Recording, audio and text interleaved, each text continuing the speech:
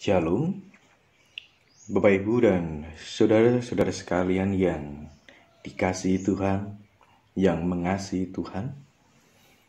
Pada saat ini kita akan bersama-sama mengadakan persekutuan doa tengah minggu atau ngopi tengah minggu dalam suasana meditatif, dan kita akan bersama-sama menggunakan lagu-lagu dari Taizé sebagaimana yang ada di dalam buku pelengkap Kidung Jemaat. Bila sekiranya setiap kita boleh mempersiapkan diri, setiap kita boleh memasuki sebuah persekutuan yang indah bersama-sama dengan Tuhan dalam keheningan. Mari kita siapkan hati kita untuk sejenak kita masuk dalam saat hening.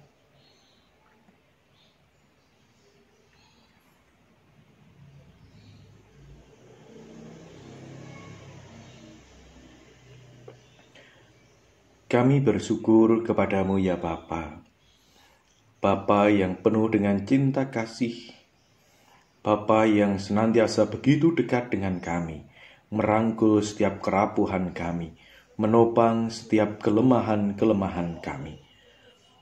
Kami datang kepadamu, untuk kami boleh memuji dan mengagungkan kebesaran kuasa-Mu. Kami datang kepadamu, untuk senantiasa mendapatkan rasa aman dan tenang. Kami percaya Tuhan berkenan atas kami untuk membimbing dan menyertai kami, supaya peribadahan kami dapat berjalan seturut dengan kehendak Tuhan. Demi Kristus kami berdoa. Amin.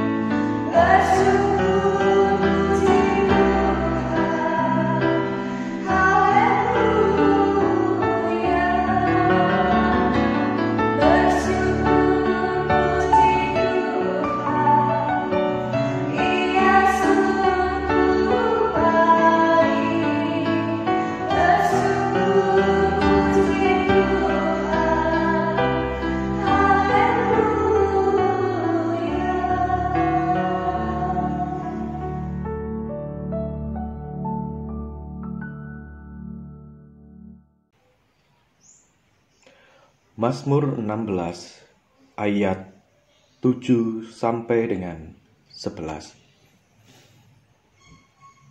Aku memuji Tuhan yang telah memberi nasihat kepadaku.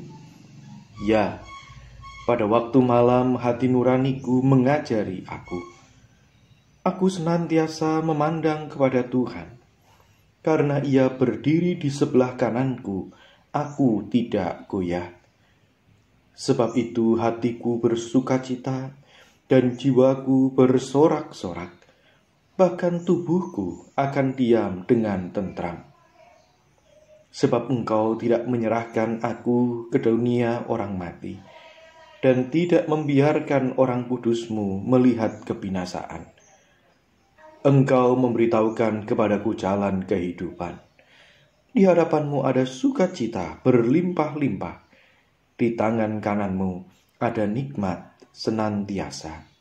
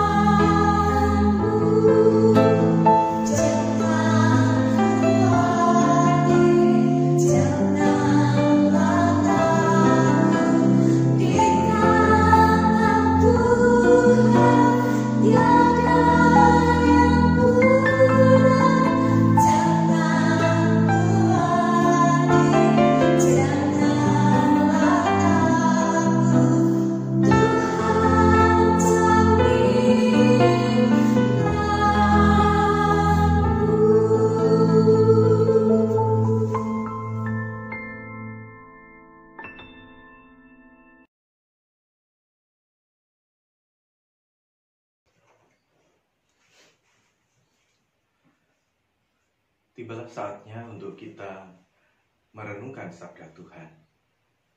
Mari kita membuka hati kita menyediakan diri kita sepenuhnya untuk menerima sapaan-Nya. Kita berdoa. Bapa yang bertahta dalam surga, Bapa yang bertahta dalam hati kami mohon kiranya terang kuasa Roh Kudus-Mu memampukan kami untuk kami boleh berdiam sejenak, memahami apa yang menjadi kehendak-Mu. Bukakan sabda-Mu bagi kami, untuk menjadi terang bagi langkah perjalanan kami. Demi Kristus kami berdoa. Amin.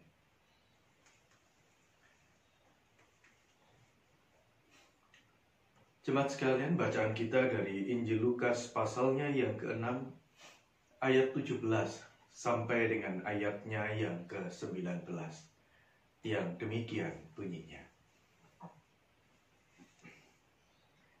Yesus mengajar dan menyembuhkan banyak orang. Lalu ia turun dengan mereka dan berhenti pada suatu tempat yang datar. Di situ berkumpul sejumlah besar dari murid-muridnya dan banyak orang lain yang datang dari seluruh Yudea dan dari Yerusalem dan dari daerah pantai Tirus dan Sidon. Mereka datang untuk mendengarkan Dia dan untuk disembuhkan dari penyakit mereka. Juga mereka yang dirasuk oleh roh-roh jahat beroleh kesembuhan. Dan semua orang banyak itu berusaha menjamah Dia, karena ada kuasa yang keluar daripadanya, dan semua orang itu disembuhkannya. Yang berbahagia setiap kita yang menerima, memeliharanya dalam kehidupan kita hari lepas hari. Jemaat sekalian yang dikasihi oleh Tuhan, sedih hati ini ketika mendengar sebuah kabar bahwa ada seorang sahabat, ada seorang saudara yang harus mengalami sebuah penderitaan, harus menanggung sebuah penyakit yang akhirnya harus membatasi setiap gerak aktivitasnya hari demi hari. Bahkan lebih sedih lagi ketika harus mengetahui bahwa ternyata sakit yang dialami bukanlah sakit sembarangan. Bukan hanya karena belum ada obatnya, tetapi juga karena begitu mudahnya sakit ini menyebar, menular dari satu orang kepada yang lain. Bahkan ditularkan oleh orang yang tidak memiliki gejala apapun akan penyakit itu. Lebih berat lagi ketika mendengar sebuah kenyataan, tidak sedikit orang yang betul-betul tumbang, bahkan mengalami kematian oleh karena sakit ini. Terbayang sudah sebuah perjuangan yang tidak mudah menghadapi stigma dari masyarakat, diasingkan, bahkan mungkin dikucilkan dari lingkungan yang ada. Terbayang sudah sebuah perjuangan yang berat ketika dia harus mengalami sebuah perawatan yang intensif, dengan sebuah perawatan yang ekstra, dengan segala kecanggihan peralatan yang ada. Terbayang sudah sebuah perjuangan demi perjuangan yang tidak mudah dari segenap pejuang-pejuang kemanusiaan, tenaga medis, dan juga staf medis yang harus melayani. Ya, situasi yang tidak mudah karena akhirnya sakit itu pun harus bukan hanya merenggut tubuh jasmaninya, tetapi juga menjadi pergumulan yang berat bagi pikirannya, bagi perasaannya. Bahkan lebih tidak mudah lagi, karena ternyata sakit itu pun bukan hanya ditanggung olehnya, tetapi ada begitu banyak orang yang ikut merasakannya. Ya, terasa begitu berat, terasa begitu menyesakkan. Tetapi situasi menjadi berubah ketika suatu senja kemudian didapatkan sebuah kabar bahwa kesehatannya semakin lama semakin pulih, kekuatannya semakin lama semakin pulih. Bahkan lewat setiap ketekunan dan kesabaran yang ia jalani, ada iman dan harapan yang betul-betul ia jaga kepada Tuhan. Akhirnya berjuang kepada sebuah pemberitaan yang menggembirakan. Anda dinyatakan sembuh. Beliau dinyatakan sembuh dan boleh kembali ke tengah-tengah keluarga. Ya, berita tentang kesembuhannya adalah berita yang harus saya respon dengan sebuah senyum. Bahkan dengan sebuah tetesan air mata karena bahagia. Jemaat sekalian yang dikasihi oleh Tuhan, ketika kita membaca Injil Yohanes pasalnya yang ke-6 ini, kita melihat ada begitu banyak orang yang disembuhkan. Tentu ada begitu banyak sukacita yang dirasakan. Ada sebuah kebahagiaan besar yang menyelimuti hati mereka, bahkan menyelimuti setiap perasaan keluarga yang ada. Juga orang-orang yang pada waktu itu ikut hadir dan berkumpul di sana. Ayatnya yang ke-19 mengatakan, dan semua orang itu disembuhkannya. Tidak ada yang dikecualikan. Semuanya mendapatkan pemulihan, semuanya mendapatkan kesembuhan. Kita bisa membayangkan begitu banyak orang yang berkumpul berada di dalam sebuah sukacita. Tapi mari kita juga melihat bahwa orang yang banyak yang berkumpul itu, mereka pun berjuang untuk mendapatkan pemulihannya. Dikatakan di sana, orang banyak itu diantaranya adalah mereka yang sedang menanggung sebuah sakit penyakit. Terus kemudian yang kedua, orang banyak itu adalah mereka, dikatakan di dalam ayatnya yang ke-16. Mereka datang untuk mendengar dia dan untuk disembuhkan dari penyakit mereka. Juga mereka yang dirasuk oleh roh jahat. Jadi orang-orang yang sedang berkumpul pada waktu itu adalah orang-orang yang pertama, memang mereka sedang menderita sakit. Lalu yang kedua, mereka adalah orang-orang yang dikuasai oleh kuasa jahat. Mereka yang tidak lagi bisa menguasai dirinya sendiri, tapi dikendalikan oleh roh-roh jahat yang ada di sekitarnya. Dan memang tidak jarang sakit penyakit itu pun dianggap sebagai wujud representasi dari penguasaan atas roh jahat itu. Bapak Ibu dan saudara sekalian yang terkasih di dalam Tuhan, bayangkan orang-orang berkumpul tetapi mereka berkumpul dalam sebuah pergumulan yang sama, sedang sakit, sedang tidak bisa menguasai dirinya oleh karena sakit penyakit, oleh karena kuasa jahat. Betapa sedih dan beratnya mereka. Tapi kita juga melihat bahwa mereka tidak tinggal diam. Mereka tidak hanya meratap. Mereka tidak hanya berkeluh kesah atau mengeluh. Mereka tidak hanya menyalahkan situasi dan keadaan. Tetapi mereka sudah berada pada sebuah tahapan menerima inilah realitas kehidupan yang ada. Tetapi lebih daripada itu, mereka pun boleh memahami bahwa ini terjadi seizin Tuhan. Artinya, Tuhan tidak hanya berdiam diri, tetapi mereka pun memiliki sebuah harapan. Tuhan pasti akan menolong. Oleh karena itulah orang banyak itu datang kepada Kristus. Dikatakan memang mereka datang untuk disembuhkan, tetapi mereka juga datang untuk menerima pengajarannya. Mereka datang untuk menerima pemberitaan sabdanya. Mereka datang supaya jiwanya, hatinya, spiritnya itu juga mendapatkan kekuatan dari Tuhan. Oleh karena itu Bapak Ibu dan saudara sekalian yang terkasih di dalam Tuhan, poin yang kedua yang juga penting adalah ketika kita menemukan Kristus peduli dengan mereka, Kristus hadir bagi mereka. Dalam ayatnya yang ke-12 dikatakan, pada waktu itu, pergilah Yesus ke bukit untuk berdoa, dan semalam-malaman ia berdoa kepada Bapa. Pada bagian ini kita melihat ada relasi yang begitu dekat antara Kristus dengan Sang Bapa. Tetapi juga pada bagian ini kita pun melihat bahwa Kristus memiliki waktu yang khusus untuk dirinya sendiri. Dia memiliki waktu yang betul-betul me time. Waktu untuk dirinya sendiri, supaya ia pun memiliki relasi yang dekat dengan Sang Bapa, supaya ia pun bisa berdamai dengan dirinya sendiri, bisa memahami keberadaan dirinya sendiri, sekaligus dia mendapatkan kekuatan dari Sang Bapa. Tapi ingat, dia tidak hanya berdiam dalam doanya, dia tidak hanya berdiam dengan Sang Bapa, tetapi ia kemudian dikatakan bersama-sama dengan 12 muridnya itu, mereka turun.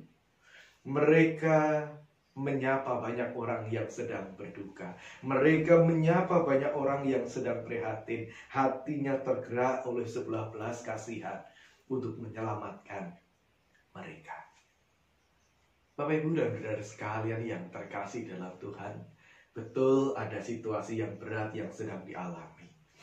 Tetapi ada Tuhan yang jauh lebih hebat untuk mengatasi.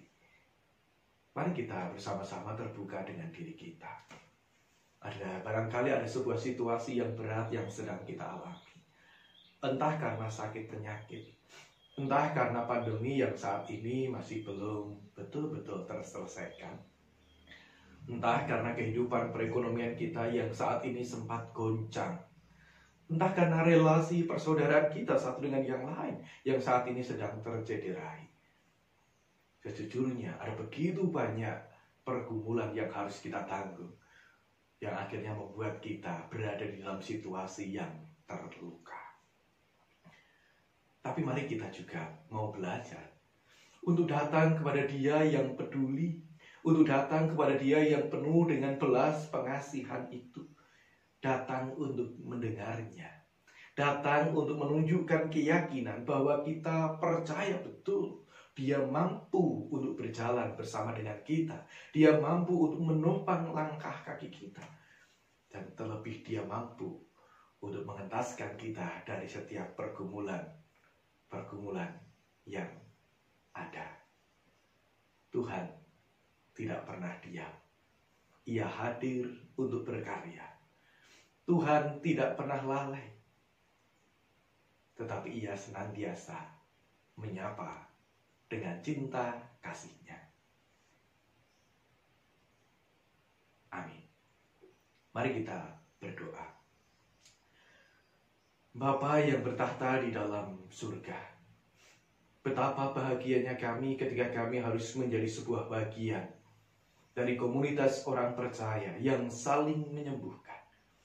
Betapa bahagianya kami ketika kami harus mendengar ada begitu banyak rekan-rekan kami yang dipulihkan dari keterpurukan, disembuhkan dari segala luka yang sedang diderita.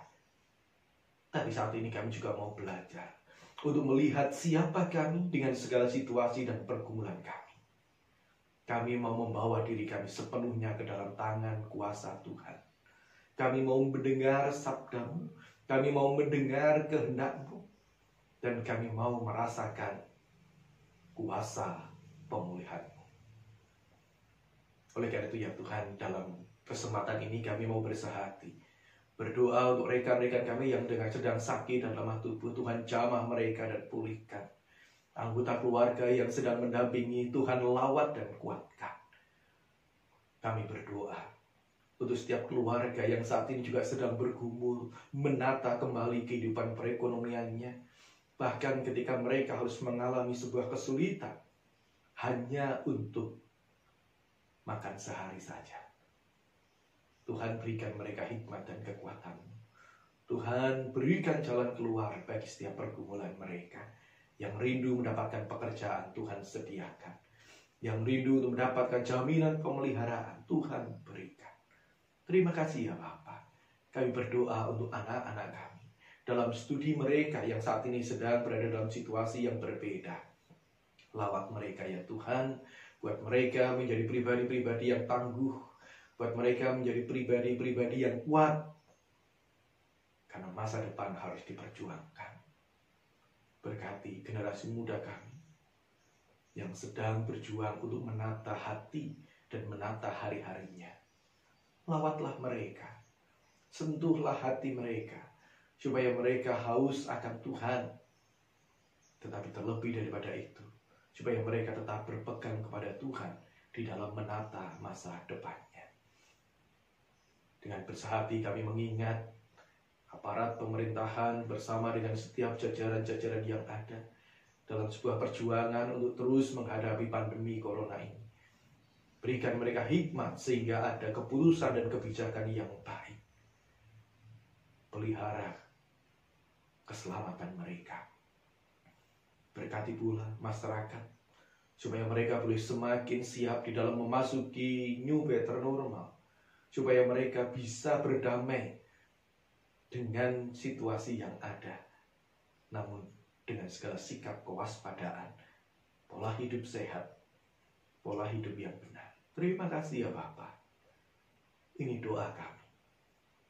Yang kami tidak sempurnakan dengan doa Bapa kami yang telah Tuhan ajarkan.